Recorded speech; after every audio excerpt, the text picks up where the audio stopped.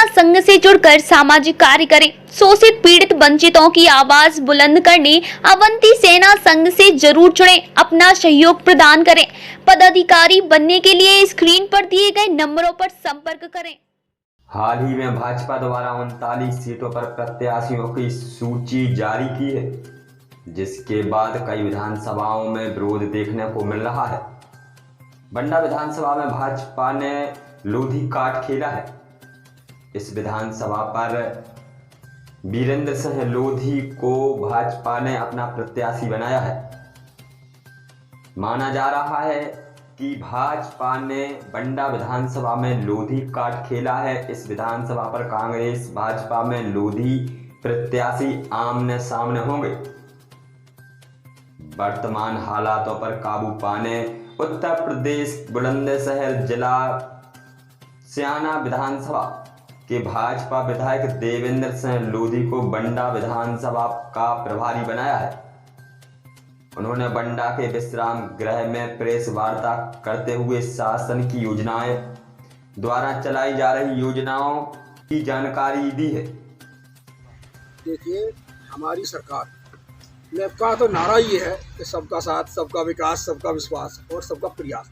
और उसको हमारे जो यशस्वी प्रधानमंत्री जी ने और हमारे यशस्वी मुख्यमंत्री जी ने सत्य साबित करके दिखाया।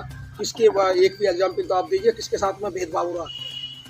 हमेशा विपक्ष के जो विधायक वो कहते हैं मेरे साथ भेदभाव, मेरी सुनवाई नहीं हो रही। और अधिकांश जैसे मंत्री भूपेंद्र सिंह है जो नगरीय प्रशासन मंत्री, यहाँ पर करोड़ों की सौगात देगा, लेकिन आज तक कोई अमल नहीं हुआ। अब अध्यक्ष जी कहते हैं मेरी सुनवाई नहीं हो रही, जबकि सत्ता पक्ष के अध्यक्ष नगर परिषद में ऐसा क्यों हो रहा है? देखिए, एक सीएमओ मेरी बात तो सुनो तो सही है। एक क्वेश्चन तो पहले वक्त जवाब सुन लीजिए। यहाँ के जो मौजूदा विधायक ने कौन सा प्रस्ताव दिया और कौन सी मांग करी आज तक? पक्षपात तो जब हो उसने ये तो करियो, ये प्रस्ताव दिया जी मैंने ये मांग करी और ये मेरे उन्होंने सुनी नहीं। अब वो अपनी ओर से तो कुछ भी उन पर तो कोई मुद्दा है ही ना, कुछ ना कुछ तो कहेंगे। विपक्ष का तो मतलब ये है हमारा विरोध करना है किसी ना किसी पॉइंट ऑफ व्यू। मतलब केंद्रीय विद्यालय विश्वविद्यालय केंद्रीय विद्यालय बनना में अभी तक ना जगह डिक्लेयर हुई है। अब धीरे धीरे ऐसा है, डिक्लेयर क्यों नहीं हुई थी? अभी जो यहाँ के विधायक है वो कहीं ना कहीं जगह का तो प्रस्ताव देते। कलेक्टर ने 10 एकड़ जगह केंद्रीय विद्यालय के लिए स्वीकृत कर दी है, कलेक्टर द्वारा कर दी। अब आप कह रहे जगह की, तो जगह का दिया उसने। हाँ, जगह का जगह स्वीकृत हो गई तो हम भी कह रहे हैं निश्चित रूप से वहाँ बनेगा केंद्रीय विद्यालय। वो होता है कि अगली बार कोई अगर कहीं से मंत्री बन गया, भाजपा की वो सरकार आ गई तो वो यहाँ से वहाँ चला जाएगा। ऐसा नहीं होगा, हमारा चेंजिंग नहीं होगी। हमारी सरकार का सबसे बड़ी खासियत यही है, करनी कथनी एक है, जहाँ ये लिए प्रस्तावित होगा, जहाँ कह दिया वहाँ बनेगा। कोरोना काल में पीडब्ल्यू मंत्री का एक ऑडियो वायरल हुआ था, जिसमें ये कहा गया था कि बंडा विधानसभा की जनता ने भाजपा को वोट नहीं दिए, इसलिए हम नहीं सुनेंगे। आप बोल रहे हैं करनी और कथनी में अंतर नहीं। पीडब्ल्यूडी मिनिस्टर ने ऐसा कोई ऑडियो वायरल हुआ, सबने सुना होगा। और उन्होंने ये भी कहा था कि भाई आपके यहाँ से तो केंद्रीय मंत्री है, यहाँ तो करनी और कथनी में अंतर है। ऑक्सीजन की ट्रेन बुलवा लो, दिल्ली से बुलवा सकते हैं। हमारी केंद्र सरकार ने बताइए, और जितने भी वैक्सीन है बिना भेदभाव के बताओ किसके वैक्सीन नहीं लगाई और किसको जो है हमारे कार्यकर्ता जो बीजेपी के उन्होंने जान हथेली पर रखकर जो जितने भी मरीज है कोरोना के सबकी मदद की। और जो ये कह रहे हैं जो कांग्रेस है जो भी विपक्षी दल है वो बताइए कौन सा कार्यकर्ता घर से निकल के आया हो जिन्होंने। हम बात कर रहे हैं पीडब्ल्यूडी मंत्री गोपाल भार्गव जी की। उनका विवादित बयान आया था कि वहाँ आपका सांसद है, आप ट्रेन, जबकि सत्ता पक्ष का सांसद है। ऐसा क्यों उनने अपने मंत्री के खिलाफ बोला कि ट्रेन बुलवा लो ऑक्सीजन की? वैक्सीन सभी को लगी है। सरकार ने ऑक्सीजन और सब चीजें प्राप्त दिया है। अच्छा, और सुनिए, जितने अगर और कोई सरकार होती तो हो सकता है कि लाशों के लिए इतनी लाशें होती कि हम नहीं कह सकते, नहीं कर रहे भगवान, वो हो सके बंडा में भी तो बहुत कुछ नहीं, लेकिन बंडा विधानसभा में भेदभाव तो हुआ है ना। कोई भेदभाव नहीं हुआ है। जब ऑडियो आप सुनेंगे, सुनो, हमारी सरकार ही ऐसी है जो जाति मजहब मत से ऊपर उठकर बिना भेदभाव के सारे कार्य कर रही है, सारे विकास के कार्य कर रही है। आप एक ही बात बता दीजिए, हमारे माननीय मुख्यमंत्री जी को ले लीजिए, अगर वो निकाह में भी निकाह करा रहे हैं, चाहे मोमडन बहने हो चाहे हिंदू बहने हो, सभी को समान रूप से करा रहे हैं। कन्यादान कर रहे हैं, समान रूप से कर रहे हैं। क्या अब आपकी सरकार में ये संभव होगा कि सरकारी नौकरी तो सब कोई करना चाहता है, मगर अपने बच्चों को सरकारी स्कूल में कोई नहीं पढ़ाना चाहता। यदि देखा जाए तो चाहे कलेक्टर हो, चाहे एक शिक्षक हो, चाहे एक प्यून का लड़का हो, वह मतलब वो पढ़ेगा VIP प्राइवेट स्कूल में और सरकारी स्कूल में नहीं। तो ऐसा कोई नियम का लागू होगा कि जो अपने बच्चों को सरकारी स्कूल में ही पढ़ाएगा? देखिए, हमारी सरकार ने जो नीचे प्राइमरी स्कूल है उनमें शिक्षा का स्तर सुधार दिया और जिस प्रकार धन्ना सेठ के बच्चे पढ़ने जाते थे इंग्लिश मीडियम स्कूल में, ऐसे प्राइमरी में जा रहे हैं। हमारी जो सरकार है उनको ड्रेस भी दे रही है और बस्ता भी दे रही है, किताब दे रही है, बीच का उनको लंच भी दे रही है। आपके पीछे कांग्रेस की सरकार ने कौन सा किसको लंच दिया हो, किसको बस्ता दिया हो, किसको किताब दिया? सर आज भी यहाँ बंडा विधानसभा में ऐसे स्कूल हैं जहाँ पर जो शिक्षक हैं जो 60-60, 50-50 हज़ार की वेतन ले रहे हैं, उन्हें स्कूल नहीं जाते। 6,000 का एक लड़का लगा करके शिक्षा दे रहे हैं ऐसे अगर ऐसे कोई शिक्षक हैं तो उनके प्रति कार्रवाई की जाए। तो इस तरह से अब शासन प्रशासन लचर रवैया है ना? नहीं, लचर नहीं है। आवश्यकता हमारे एजुकेशन के बारे में बहुत ज़्यादा है।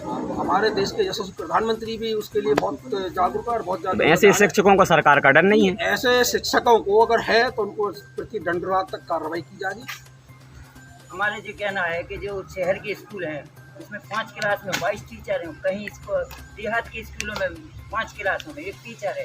कोई टीचर है, कोई चपरासी है, कोई जिला शिक्षा में आगे आने के बाद में जो कमियां है ना स्कूलों में, जैसे कहीं कम है कहीं ज़्यादा टीचर है, सब जगह सामान्य टीचर नहीं। हमारे तो यहाँ पे आप इस चीज़ वेरीफाई कर सकते हैं कि सीसाई में 5 क्लासों के बीच में केवल एक कोई पे भारी प्राचार्य है, कोई टीचर है, कोई जिला शिक्षा है, कोई कागजात उपलब्ध कराना है तो कोई है। ऐसे समय में क्या स्थिति बनती है? और दूसरा एक और आप इसमें स्वास्थ्य विभाग जो सबसे महत्वपूर्ण है, शासन का प्रिय अंग है।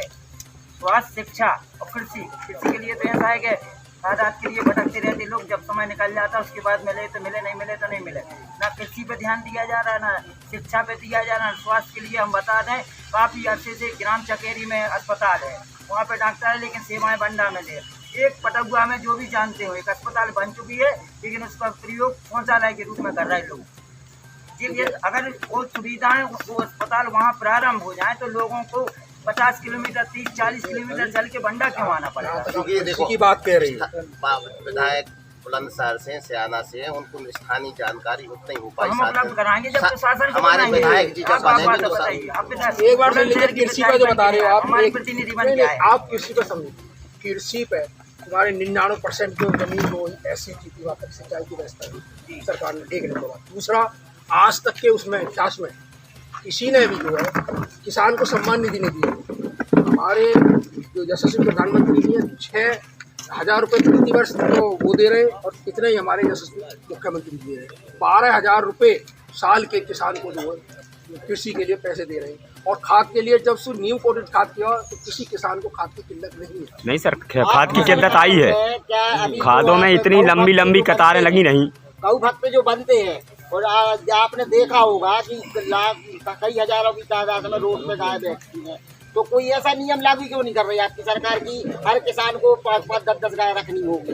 ऐसा क्यों नहीं? गाय होती है तो लोग रखते हैं और बच्चे हो जाते हैं उनको रोड पे छोड़ देते हैं। गाय जब तक दूध देती है तब तक उनके पास, उसके बाद रोड पे छोड़ देते हैं। तो ये दिखावापन क्यों? दिखावापन नहीं है, हमारी सरकार ने गौशाला की भी व्यवस्था करा रही है। दूसरा ये है क्योंकि थोड़ा सा हमारे जो लोग हैं उनकी थोड़ा उनकी मानसिकता हो, क्योंकि हो ये रहा है कि जब तक दूध दे रही है ये खा रहे, जब तक रखते हैं बाकी सड़क पे आ जाती हैं वो, उनके लिए गौशाला की व्यवस्था कराई जा रही है अलग से।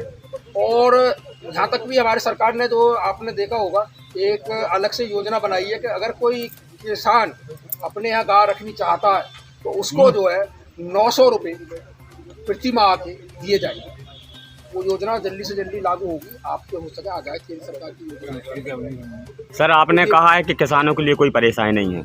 यहाँ बंडा मंडी में जब किसान के लिए खाद वितरण हो रहा था तो 3-3 दिन तक लाइन लगी रही। सुबह 5 बजे से किसान लाइन में लगते थे। आप बोल रहे किल्लत नहीं रही, कोई परेशानी नहीं? बंडा में नहीं लगी होगी, लगी भी होगी तो हो सकता है तो जैसे रैग ना आई हो, आने में थोड़ी देरी हो गई हो, लेकिन हमारी सरकार ने वो समस्या दूर कर दी। जब से नीम कोटेड खाद किया है तो खाद का दुरुपयोग कोई केमिकल में कर लेते थे, अब केमिकल में ना करके सीधा सीधा किसान पर जा रहा है। और हमारी सरकार जो किसान हितैषी है, किसान के फेवर में सारे डिसीजन ले रही है।